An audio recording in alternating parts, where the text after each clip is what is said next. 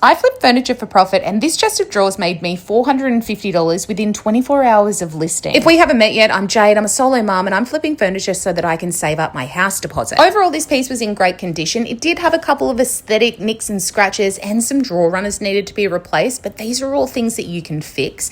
And I just thought that this piece had great bones. It had a good shape, there was plenty of practical storage in it, and the handles were already fantastic. In my opinion, though, it just looked a little bit dark and dreary as is. So follow along if you want to see exactly what I do to get that $450 profit. For this piece, I'm going to do a natural timber top and a painted base. So I needed to start removing some of that existing finish from the top. I'm using my tungsten carbide blade here, or carbide scraper. And this is essentially a very sharp blade that I'm scraping across the surface of the piece to remove the finish. It will remove paint, it will remove varnish. 9 times out of 10, you can remove a finish with a carbide blade, and it's an alternative to using a chemical-based stripper or just jumping straight in with your sander. You can get these online, or most hardware stores have them, and I've got a link through my bio to grab the one that I've got. My next step was to remove the handles so that I could give the piece a thorough clean down. Dirt and debris loves to hang out behind these handles, so it's always a good idea to remove them before you start cleaning so that you don't have to come back and clean your piece again. On a majority of pieces, I will use Crud Cutter to clean down because it's a concentrated degreaser, so it gets rid of dirt, grease and grime. However, you can use vinegar and water. I also like to use that,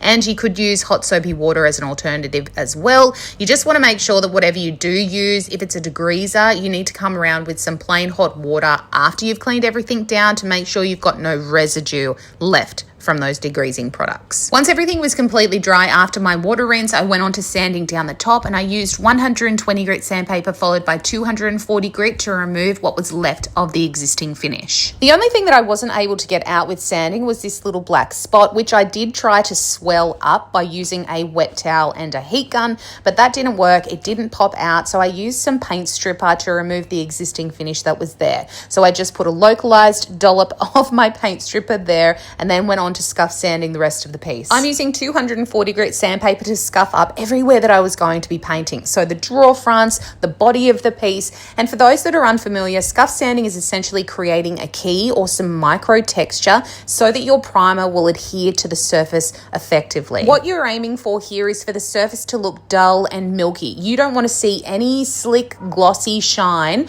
on the surface. Paint doesn't like sticking to glossy surfaces. So even when cleaned down, you want the surface to look matte. I used a firm brush to scrub the spot where that existing finish was, and then I came back with some methylated spirits to clean everything up. It's essential after you have done a scuff sand that you come around and you remove all of the dust. Paint also does not like dust, so I'm going around